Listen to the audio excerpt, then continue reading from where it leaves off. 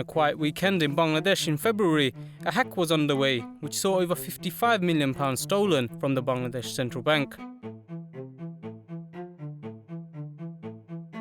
It took 2 whole days for officials to realise what happened, but by then it was too late. The thieves executed a series of 35 transactions worth £659 million, routed via the New York Federal Reserve. Luckily, only 5 transactions went through to accounts in Sri Lanka and the Philippines. The Sri Lankan transactions of roughly £14 million were recovered after a misspelling of the beneficiary name.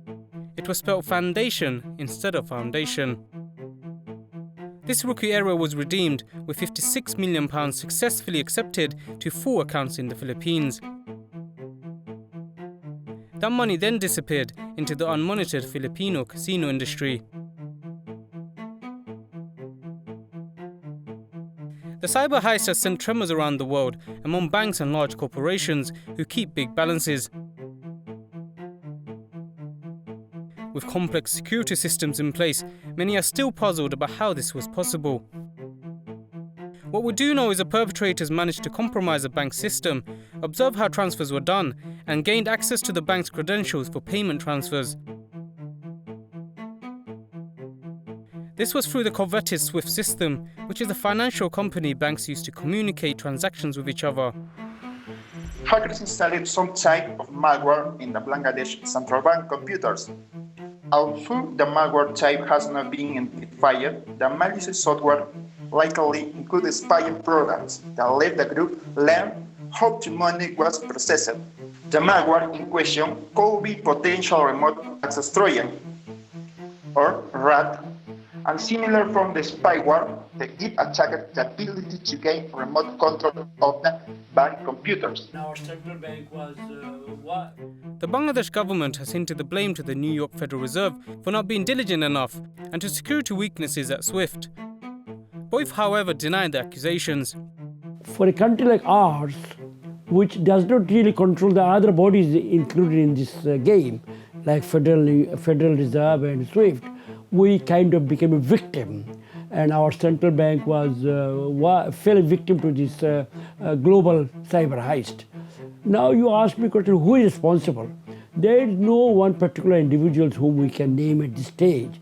Immediately after it was known that this heist had taken place and we had lost quite a bit of money, our government set up an inquiry committee headed by some very senior people in my country. They have submitted an interim report. Longer report is coming by the end of this month. From the interim report, we know that there had been serious lapses in terms of supervision, in terms of close monitoring, and more importantly, senior levels of working executives in Bangladesh Bank knew about it but tried to or unknown to themselves, some people below wanted to hide this, not inform the government, as such the Minister of Finance. At least 2 groups of external information technology experts are working on the case, including Mandiant, which is a unit of the cybersecurity group FireEye. FireEye has said that such cyber attacks have been particularly commonplace in Asia. According to them, in the second half of last year, 27% of the customers in that region faced an advanced attack. Mr. Mannan admits the advanced technologies of the thieves were far higher than what his country could handle. Hackers have their own ways. I will agree with you that they live in very high places in terms of technology, where things are in a very advanced level.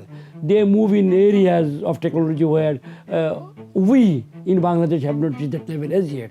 So they found that there was a case.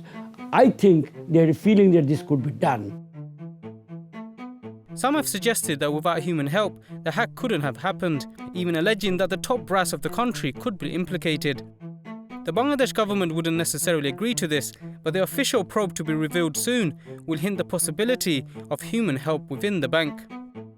The impact to global cybersecurity is perhaps the most significant part of the case. The hack has proved that even supposed cradles of security such as SWIFT could be manipulated. Investigators have also discovered new compromises at other banks, and companies are now once again beefing up the security systems in preparation for the next attack.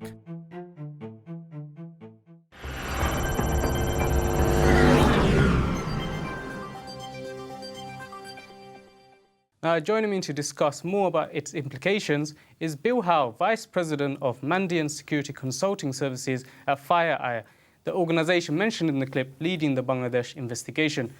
So, Bill, I know you can't comment on the specifics of the case because it's still ongoing, but how do you see the impact of this case globally?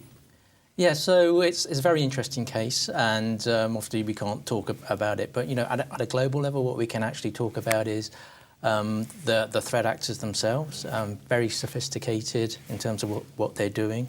And when we actually do investigations around the world, we track these threat actors across different financial sector banks. So we'll come across them against Bank 1, Bank 2, Bank 3. So our corpus of intelligence and what we see is very much what's happening on the ground, and we're down in the trenches day in, day out with these guys as they move from bank to bank. So we're seeing this all the time. What you actually see in the press is about 3% of actually 3-ish% of what actually goes on in the world. We have lots of investigations going on at the moment.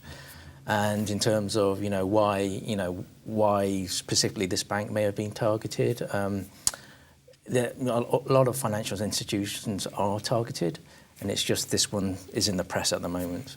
But in terms of its impact to cybersecurity, because it did target one of the more secure messaging systems between banks, the SWIFT system, do you think this is an alarming sort of information for a lot of people, watching this case? Yeah, if you're in the industry, like we're in the security industry ourselves, we see this day in, day out. And so, attacks on financial systems and whichever system they have in. So we respond to these breaches.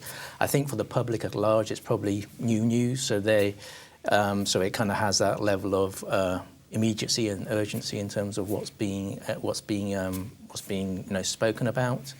So cyber is a big issue at the moment, and the impact for the industry is people are doubling down and looking at locking down their systems, making sure that this cannot happen to them, and putting the appropriate controls in place. So on that point, so how easy is it to get to systems? Because I think that's probably every question. The question in everyone's mind. How easy is it for a hacker to break into a bank? So what the attackers do is they look for what we call the lowest hanging fruit. So if there's an easy way in, they'll get their way in. And when you actually look at breakdown the anatomy of attack, there's three things, from a security point of view. There's the people, there's the process, and there's the technology. So they always look for the lowest hanging fruit. If the technology is insecure, then they'll go through the technology. If processes don't work, they'll attack the processes around the security processes, and then the people, are the people well trained? So in terms of how easy it is, from my point of view, because we're always responding because it's already happened, and we have the benefit of hindsight, it's 50-50. When you look at the hindsight, you can think, oh God, that was so easy. What you really need to do is look at, who the threat actors that are actually targeting the environment, and if it's a nation-state-grade sophisticated attack, it's very hard to defend against these guys. So on that last point you made, looking at the more broader picture, how dangerous is the threat of cybercrime? Because there is a lot of talk about terrorists, putting to ransom a whole country, or major data breaches, which we have seen over the last years. So how dangerous is it? It's a serious issue. So if we talk at country level, like the UK as a country, then critical national infrastructure. So we've seen examples of what we call the beginning of cyber warfare with the Ukraine when they took down the power system. So, it can have serious impact on a country, its resilience, and to be able to carry on business. And if you take down, a nuclear power station or whatever, pick your poison, then obviously it has serious impacts for an organisation, a country stroke organisations, yes. And should the public be worried? Are we expecting more attacks like these? I think the attacks are happening, so it's happening at the moment. I think the public need to be aware how they protect themselves. They have educate themselves how they protect themselves, their systems, and what's safe to do online. And organisations need to help protect their systems that the public use. Okay. Now looking at the role of those who are protecting us, such as of course your organisation, which investigates ethical hackers, which we've spoken to. In terms of your role in your organisation. In terms of Mandiant, which is part of Fire, what do you specifically do, and how do you go about in various cases? No, that's a great question. So we're part of the FireEye organisation, which provides a security platform for our customers. So we have the technology piece, which we call the FireEye technology piece, which actually helps detect and provides visibility in the advanced attacks, the advanced attacks that come into organisations and nations. Then we have the intelligence piece, which we call eyesight, which is understanding what the attacks that are coming and how to protect against those, so advance warning. And then we have our group, which is the Mandiant piece, which is when companies are breached, then they pick up the phone and we kind of fly in to help remediate. Or if the company's trying to work out, do I have an issue or not, proactively, then we can go in and help those. So we provide that platform to help protect governments and countries. And in terms of your previous clients, which I hope you can talk about, what sort of recommendations has come out about it, and how have they responded to your investigation? When we actually do investigations, every situation is different. I think the key thing that we see is there's the technical issue in terms of how they broke in, and that requires technical investigation. And then there's also the public face of the attack. So how do you do the PR with yourselves, and how do you communicate with the press? What do you say? What's your communication strategy? So when we go in and we provide that advice, we look all the way from dealing with your customers, your shareholders, and the press, and then working out technically what actually happened and how do you remediate very fast with the right technology, intelligence, and remediation paths.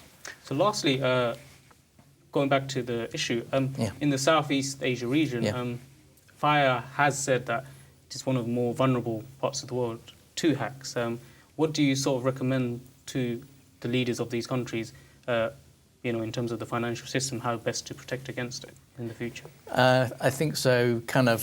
They now need to take an assessment of their security posture in terms of where they are now. There's been a lot of advisories of how to protect your systems a bit more, so they need to take that into account. And then they need to test the systems to make sure that they're not already in there. So it's a whole plethora thing of looking at their people, as I say, and the process and the technology they have in place to stop this happening in their environment. And do you think outside bodies should help? Because a chain is as strong as its weakest link. So in terms from a global perspective, do you think countries such as the more affluent countries should intervene? Intervene in which way? In terms of providing financial assistance to upgrade their, financial and technical assistance to these countries. Yeah, I think you're right. You're strong as your weakest link. So I mean, you can only put as much security in as you can afford. You take that risk scenario, but if you want to kind of upskill the barriers to entry for an attacker, then there needs an investment, and where you get that investment is obviously a commercial stroke political issue. Yeah. Mr. Howe, thank you for joining us. Thank you. It's a pleasure.